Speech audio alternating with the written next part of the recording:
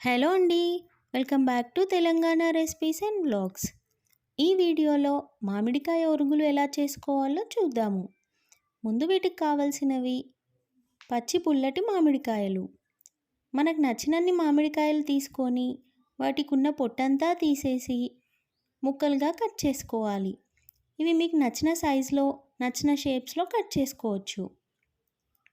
Cut చేసుకున్న ఈ ముక్కలకి కొంచెం ఉప్పు వేసుకొని కలుపుకొని ఎండలో ఆరబెట్టుకోవాలి. ఇలా ఎండలో పల్చగా ఆరబెట్టుకోవాలి. మ్యాక్సిమం 3 డేస్లో ఒరుగులు తయారైపోతాయి.